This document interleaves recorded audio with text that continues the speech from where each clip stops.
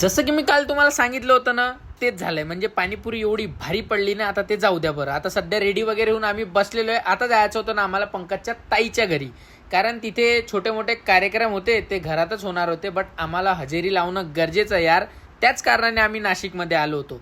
आता यांना म्हटलं तुम्ही हे सामान घेऊन कॅब करून निघा, मी आणि राम येतो टू व्हीलरनी गाडी उडवत, पुऱ्या उन्हात तोंड काळा करत.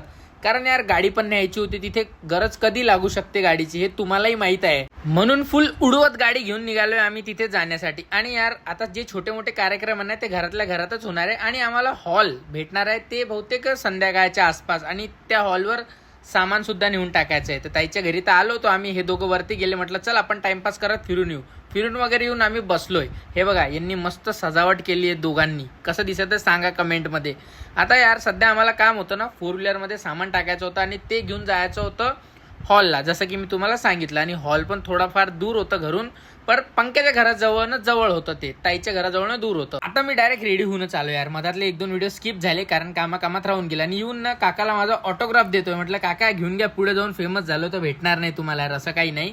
अरेंजमेंट करत होतो म्हणून त्यांना थोडं लिहून दिलं काय लिहायचं होतं ते. आणि तयार वगैरे तर आम्ही सगळेच झालेले आहे, हे पाहू शकता तुम्ही, सगळे कुर्तेवाले. फक्त राम आमचा कुर्त्यावर नव्हता, तो म्हणे मी लग्नात कुर्ता घालेल. म्हटलं भाई तेरा अलग ही माहोल आहे. तेवढ्यात ताईची एंट्री झाली आहे. सध्या ना एंगेजमेंटचा कार्यक्रम होता, पर तो थोडा डिले झालेला आहे. म्हटलं यार पंक्याला तेवढ्यात मी छेडत होतो, मला बेटा अगली बारी तेरी आहे, करले जल्दी से, नाचना आहे मेको बहुत. जे मस्त्या चालूच होते. तेवढ्यात सगळा कार्यक्रम छान रीते संपन्न झाला आणि मग चालू झालं यार आमचं अतरंगी चाळे. म्हणजे आम्हाला डान्स करायचा होता. तेवढ्यात मामा म्हणे मी नोटा उडवतो, त्याला ऍक्शन करून दाखवली कशी उडवायची.